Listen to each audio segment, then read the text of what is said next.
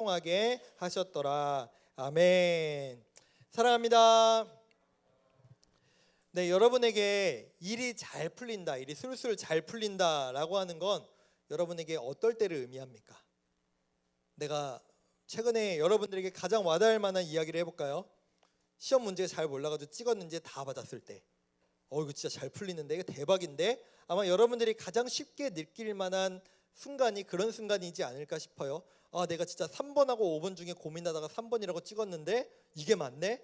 이러면 아마 일이 잘 풀린다라고 생각할 것입니다. 그럼 한 번 더 나가볼게요. 여러분에게 있어서 성공한 인생은 어떤 삶입니까? 성공했다. 와, 저 사람 성공했어. 저 사람 잘 됐어. 이럴 때 우리는 어떤 사람을 보통 성공했다라고 얘기하고 내가 보기에도 저 사람은 성공한 사람으로 여깁니까? 첫 번째, 돈 많이 번 사람. 이게 뭐 1번이죠. 이거는 말할 것도 없어요. 돈 많이 번 사람 뭐 성공했다라고 말할 수 있을 거고. 두 번째, 요즘 이제 또 대선 준비하느라고 이제 국회의원들 막 경선하고 이제 뭐 대선 후보로 오르고 하잖아요. 뭐 이것처럼 뭐 어떤 권력과 명예를 가지는 사람이라고 할 수도 있겠죠. 와, 저 사람 뭐 대학 뭐 예전에 우리 대통령 중에 대학도 못 나왔는 대통령 대신 우리 노무현 대통령도 계시고 이런 것처럼 뭐 저 사람은 대학도 못 나온 대통령이 돼서 이런 식으로 성공했다라고 말하는 부분에 높은 지위에 오르거나 또는 높은 명예를 많은 사람의 명예를 받거나 할 때 성공했다라고 말할 수 있을 겁니다. 또는 뭐 여러분이 생각하기에 좋은 대학에 갔을 때 와, 저 사람 서울대래, 저 사람 성공했네라고 얘기할 수도 있을 것 같습니다. 아마 여기에 있는 사람들 중에 나는 성공하고 싶지, 나는 성공하기 싫고 나는 실패하고 싶어라고 얘기하는 사람은 아마 한 사람도 없을 겁니다. 여기 있는 모두가, 저를 포함한 모두가 성공을 꿈꾸고 성공을 바라고 있을 겁니다. 그럼 제가 여러분 질문해 볼게요. 예수님을 믿는, 하나님을 믿는 우리 그리스도인은 성공을 꿈꾸고 성공을 바라면 그것은 선한 겁니까? 악한 겁니까? 다시 한번, 예수님 믿는 나는, 그리스도인인 나는 성공을 바라보고 성공을 꿈꾸면 그게 맞는 거예요? 틀린 거예요? 맞아요. 그리스도인 성공할 수 있죠. 그게 뭐 문제가 되겠습니까? 그리스도인도 잘 될 수 있고 그리스도인도 돈 많이 벌고 높은 자리에 오르고 좋은 대학에 가는 거 다 꿈꿀 수 있습니다. 그건 악이 아니에요, 여러분. 악이라고 말할 수 없습니다. 그런데 성경에서는 이 성공에 대한 개념을 우리가 일반적으로 생각하는 성공의 개념과 좀 다르게 우리에게 말하고 있다라는 거죠. 보통 여러분 성경에는 성공이라는 단어, 그러니까 우리말로죠. 우리 한국말로 되어진 개역 개정 성경에는 성공이라는 단어를 잘 쓰지 않아요. 대신에 이것과 비슷한 다른 단어를 사용하는데 우리가 읽은 성경 내내 나오는 단어거든요. 그게 뭐라면은 바로 형통이라고 하는 단어입니다. 형통. 근데 형통하면은 이것도 뭔가 잘 된다는 뜻이거든요. 근데 영어로 보면은 이렇게 나와 있어요. Made successful 또는 그냥 이게 영어 성경마다 조금씩 달라요. 어떤 성경은 그냥 success, 또 어떤 성경은 giving success in이라고 표현하고 있습니다. 그러니까 형통이라는 단어도 결국에는 성공이라는 단어와 일맥상통한다고 볼 수 있겠죠. 그러면은 우리 오늘 설교 제목도 successful man이죠. 성공한 사람인데 그럼 성경에 말하는 성공한 사람의 모습은 무엇인가? 우리는 하나님의 기준에서 어떻게 성공한 사람이 되어야 하는지에 대해서 말씀을 나누도록 하겠습니다. 여러분, 우리는 지난주에 야곱이라는 사람, 이 사람은 원래부터 좀 문제가 많았죠. 제가 우리 주일학교가 다 같은 본문으로 설교를 해요. 그래서 유아부, 유치부, 유년부, 초등부, 중등부, 고등부까지 다 똑같은 본문이란 말이에요. 근데 5층 여기 우리 교육부서 교육자들이 다 모여 있거든요. 우리 유아부부터 저 고등부까지 막 그런 얘기를 했어요. 와, 야곱은 진짜 보면 볼수록 진짜 정이 안 간다. 제가 한 얘기가 아니라 다른 목사님도 그 얘기를 하더라고요. 야곱은 저 사기꾼 같은 인간, 진짜 성경에서 제일 최악인 것 같아, 막 이런 얘기도 하시거든요. 그래요. 이 야곱이라는 사람은 매력이 없어요, 사실. 정말로 이 사람은 사기꾼인 것 같고 이 사람을 대체 왜 본받아야 될지 모르는 사람이 바로 야곱입니다. 근데 이 사람이 가정을 꾸리고 자녀들을 많이 낳고 아내도 4명이나 있는데 이 가정이 또 제대로 다스리지를 못해서 시끄러운 모습을 보였다라고 지난주에 말씀을 드렸죠. 그때 여러분 그 중에서 사랑받는 한 명의 아들이 있다고 했어요. 그게 바로 누구예요? 요셉입니다. 11번째 아들인 요셉인데 이 요셉은 형들 속을 진짜 긁는 데에 무슨 장점이 있는 것 같아요. 아버지가 이미 자신을 편애해서 미움을 받고 있는 줄 모르는 것 같아요. 눈치가 없는 건지. 형들을 막 긁어놓고 형들에게 더 시기 질투를 사는 사람이 바로 요셉이었는데 이 요셉이 어떤 일을 겪게 되는가. 여러분 이 요셉의 인생을 제가 요셉스 라이프백이라고 요셉의 인생을 제가 가방에서 요 백에서 하나하나 꺼내면서 좀 설명을 드리려고 하거든요. 여러분 먼저 요셉은 어떤 인생이었느냐. 원래는 이거 누가 저기 중동 쪽에서 사다 주셨습니다. 우리 장로님 한 분이 사다 주셨는데 제가 지난주에 말씀드렸던 채색옷은 색깔이 화려한 의미일 수도 있지만 정확하게는 어떤 의미라고 해서 이 옷처럼 어떤 옷? 기억 안 나요? 기억 안 나요? 채색옷은 어떤 옷이라고 했어요, 여러분? 긴 옷, 소매가 긴 옷. 그래서 이 옷을 입고는 무엇을 하기가 힘들다? 일하기가 힘들다, 노동하기가 힘들다. 그러니까 이 옷을 입힌 자체가 이 옷이 뭐 메이커다, 막 엄청 유명한 브랜드의 옷이다 이런 게 아니라 이 옷을 입히는 순간 너는 일하지 마, 너는 노동할 사람이 아니야 라고 하는 인생으로 요셉을 만들어 버렸다는 거예요.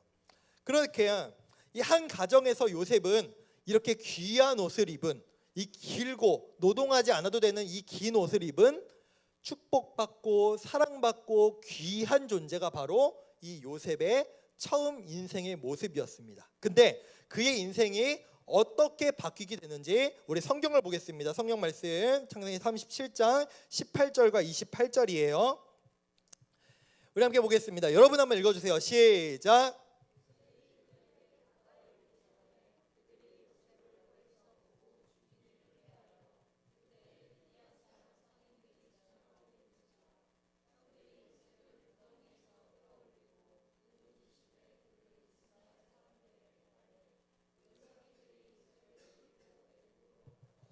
사랑받는 한 가정에 채색옷을 입은 한 사람이, 한 아들이 이제 어떻게 됐느냐? 형들에 의해서 은 20에 팔려가는 신세가 되었습니다. 그러니까 한 귀한 존재가 그냥 이 동전 20개, 은동전 20개 그냥 팔려가 버리는, 그러니까 그냥 떨이 처리해 버린 거예요. 그냥 빨리 처리해 버리고 싶으니까 처음에는 죽이고 싶었는데 그래도 요셉을 봐서가 아니라 이 요셉을 사랑하는 아버지를 봐서, 그래도 우리 아버지니까 아버지를 봐서 이 요셉을 이 돈으로 처리해 버린 거죠. 그러니까 원래는 돈으로 환산할 수 없는, 그 누구도 건들 수 없는 소중한 아들이었는데 이제는 그냥 이 동전으로 처리될 수밖에 없는 아들로 전락해 버렸습니다. 그리고 나서 어떻게 됐느냐? 이집트로 끌려가요. 이집트로 끌려갔는데 여러분 이 내용 뭐 다 아실 거예요. 워낙 유명한 내용이니까. 거기에서 누구의 집에 팔리게 되냐면은 지금으로 따지면 대통령 경호실장이라고 해야 될까요? 왕의 친위 대장 보디발이라는 사람의 집에 팔려가게 됩니다. 근데 여기까지 보세요. 여러분 여기에 있었던 사람이 이제 완전 뚝 떨어졌습니다. 인생이 뚝 떨어졌어요. 인생 그래프를 그려본다 칩시다. 근데 여기에서 이 보디발이 이 요셉이라는 사람을 잘 봤어요. 그래가지고 야 너는 그냥 허드렛 일 하지 말고 그래도 우리 집에서 가정 총무를 맡아서 우리 집의 모든 것을 네가 책임져라. 떨어졌어요. 조금 반등했습니다. 그래도 여전히 노예예요. 좀 괜찮아진 것 같습니다. 근데 이 사람이 또 어떻게 되느냐? 다 아시죠? 여러분 이 가정에서 어떤 일을 겪게 되냐면은 이 보디발의 아내가 어떻게 해요? 보디발의 아내가 어떻게 합니까? 유혹을 하죠. 젊고 잘생기고 몸도 좋았을 것 같아요. 이 젊은 남자인 요셉을 유혹하다가 안 되니까 모함을 하죠. 제가 나를 겁탈하려고 했다. 그래서 요셉의 인생은 또 어떻게 됩니까? 조금 반등하나 싶었는데 뚝 떨어져요. 어디로 들어갑니까? 이제는 매여서 이제 자유롭지도 않아요. 이제 줄에 매여 가지고 그 인생이 묶인 인생이 되어 버립니다. 감옥에 갇혀 버리고 말죠. 물론 이 안에서도 이 간수장이 이 사람을 또 좋게 봤어요. 그래가지고 야, 너 이 간수 이 안에서 감옥 안에서 하는 일들 내가 너 심부름 좀 시키자, 이런 일을 맡기는 사람으로 조금 또 반등해요. 근데 여러분 여기까지 한번 봅시다. 뭐 우리가 봤을 때 야, 그래도 거기서 좀 잘 됐지. 그래도 거기서 감옥에 갔지만 좀 잘 됐지라고 할 수 있지만 이 사람의 원래 인생은 어디였어요? 요 꼭대기였어요. 아버지가 사랑하고 집에서 그 누구도 건들 수 없는 아들. 떨어집니다. 조금 올라갔다가 또 떨어져요. 그러니까 이미 조금씩 올라가는 것 같지만 여기에서 여기까지 떨어진 인생이 바로 요셉이라는 인생이다라는 겁니다. 근데 하나님께서는 요셉의 인생을 어떻게 평가하시느냐? 그 인생은 망했다. 쟤는 완전 인생 조졌어. 망했어. 이렇게 하나님께서 표현하지 않으시고 창세기 39장 2절 그리고 39장 23절에서 하나님은 보디발의 집에 팔렸을 때도 그리고 감옥에 갇혔을 때도 이런 표현을 사용하십니다. 우리 말씀 볼게요. 두 절의 말씀 있는 거 보겠습니다. 볼게요, 여러분. 여호와께서 요셉과 함께 하심으로 그가 형통한 자가 되어. 여러분, 형통이 뭐랑 동의어라고 했어요? 성공. 한 번 더 봅시다. 감옥에 갇혔을 때 여호와께서 요셉과 함께 하심이라 여호와께서 그를 범사에 형통하게 하셨더라라고 하고 있습니다. 하나님은 분명히 요셉의 인생에 대해서 이렇게 얘기합니다. 그는 형통하다. 그는 성공했다라고 말하고 있어요.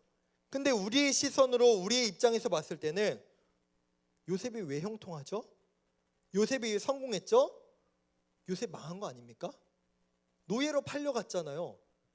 아니, 노예에서 이제는 감옥에 갇혔잖아요. 저를 보여주셔도 됩니다. 그 인생이 어떻게 형통해요?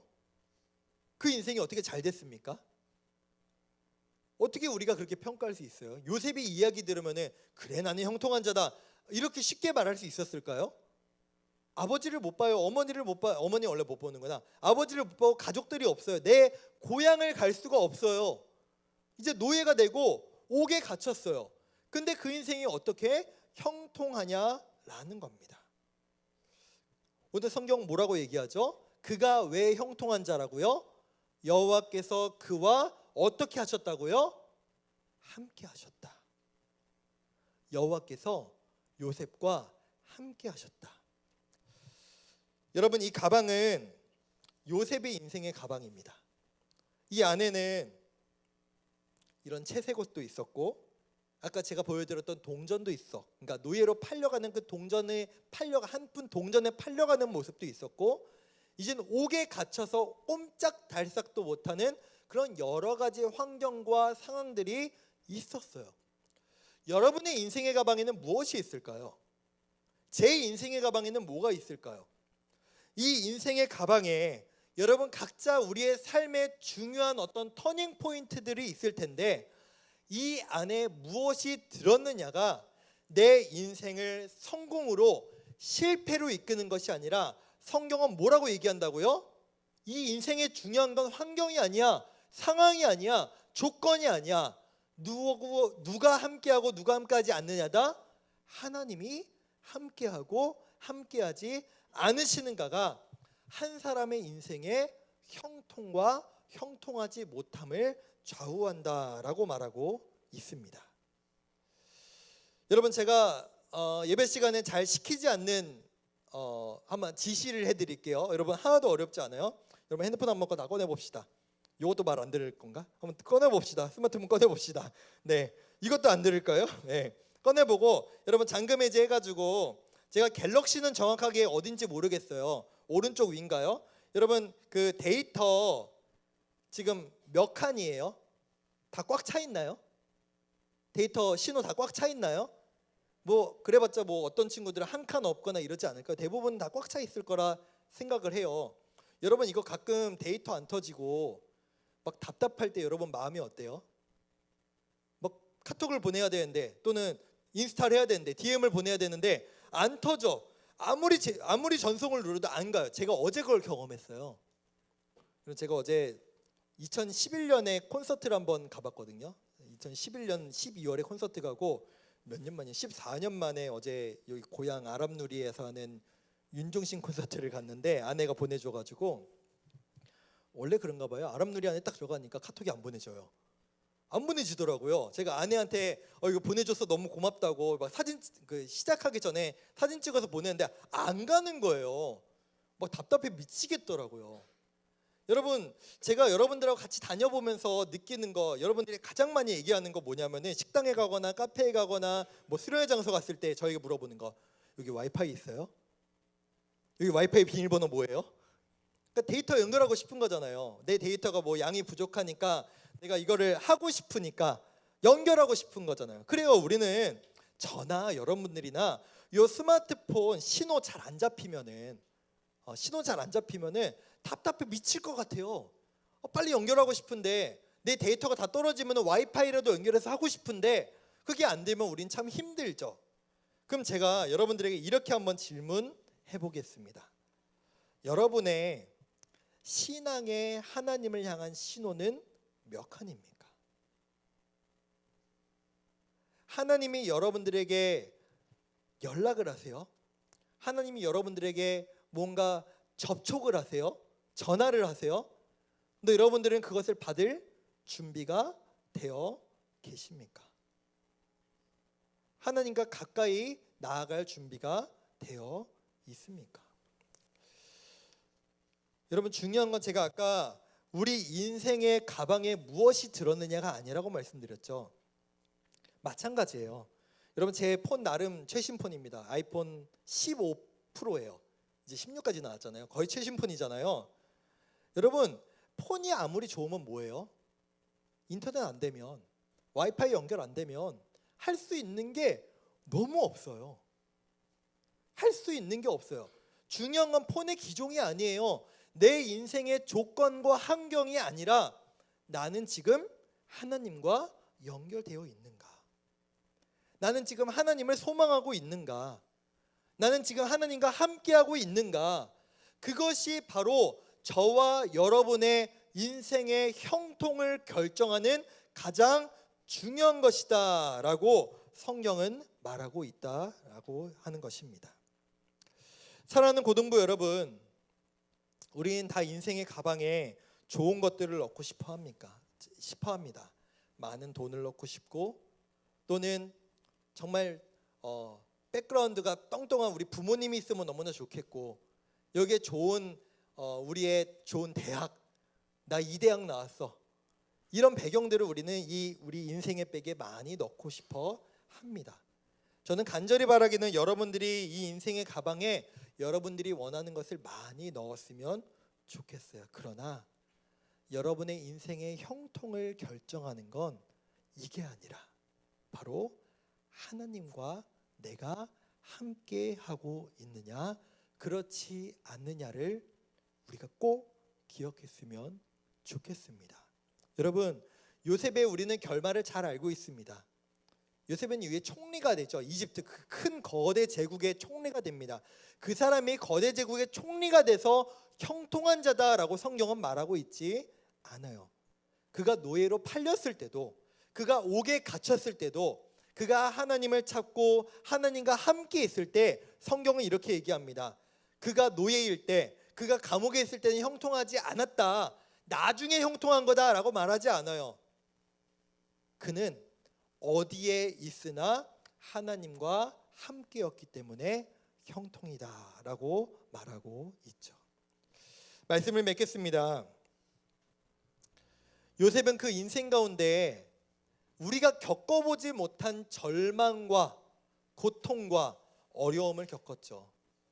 여러분들, 여러분이 사랑하는 여러분의 가족이 여러분을 팔아넘기고 버리는 그 슬픔을 겪는다면 어떨까요? 나는 열심히 해보고 난 열심히 잘해봤는데 한 가정에서 모함을 받아서 옥에 갇혀버린다면 그 사람의 좌절감이 얼마나 크겠습니까?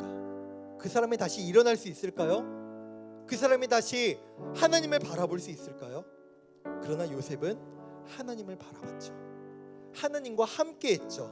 하나님 앞에 기도했습니다. 그렇기에 그의 인생은 결코 망한 것이 아니라 그의 인생에 어려움과 절망과 고통이 있을지라도 하나님 말씀하십니다. 그의 인생은 형통한 인생이다. 내가 그와 함께한다라고 말씀하세요. 우리가 살아가며 어떤 어려움과 어떤 문제를 겪을지 모르지만 간절히 바라기는 그때마다 하나님을 찾고 하나님과 함께하며 내 인생의 핸드폰의 신호만 찾는 것이 아니라 하나님을 찾는 신앙의 신호를 하나님을 향해 쏘아 올릴 수 있는 저와 우리 여러분들 모두가 되기를 간절히 소망하고 축복합니다.